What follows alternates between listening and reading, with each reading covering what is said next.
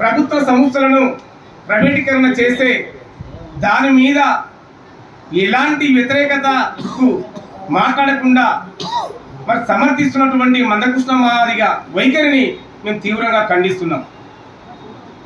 SC రిజర్వేషన్లను తెలియకుండానే తీసేసినటువంటి కేంద్ర ప్రభుత్వము దాని మీద మందకృష్ణ వైఖరి మరి చెప్పాలని చెప్పేసి ఈ సందర్భంగా మేము డిమాండ్ చేస్తున్నాం.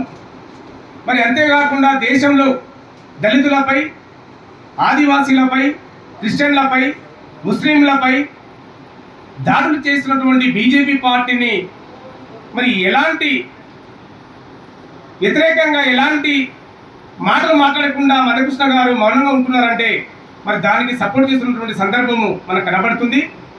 మరి మందకృష్ణ గారు దాని మీద మాట్లాడవలసిన అవసరము ఎంతైనా ఉండదని చెప్పేసి ఈ సందర్భంగా నేను గుర్తు చేస్తున్నా.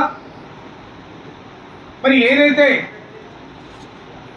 మందకృష్ణ గారు అసెంబ్లీ ఎన్నికల్లో, లోక్సభ ఎన్నికల్లో సపోర్ట్ చేసినటువంటి బీజేపీ పార్టీ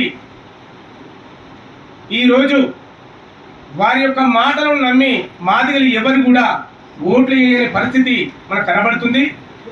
మరి ఈరోజు తెలంగాణ రాష్ట్రంలో మాదిగలు, మాలలు అందరూ కూడా మరి కాంగ్రెస్ పార్టీకి మద్దతు తెలిపి మరి కాంగ్రెస్ పార్టీ వస్తే మరి దళితులకు అన్ని రకాలుగా అభివృద్ధి పథంలో తీసుకుపోతుందని, మరి రాజ్యాంగాన్ని రక్షిస్తుందని, రిజర్వేషన్లను కాపాడుతుందని ఈరోజు కాంగ్రెస్ పార్టీని గెలిపించుకోవడం జరిగింది.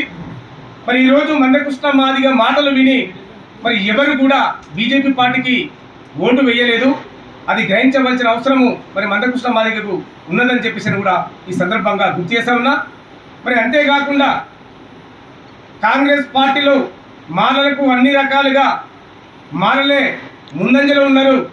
మరి మాకు ఎలాంటి పదవులు ఇవ్వలేదు, మాకు సీట్ ఇవ్వలేదు, ఎంపీ సీట్ ఇవ్వలేదు అని చెప్పేసినటువంటి మందకృష్ణ గారు గమనించాలి.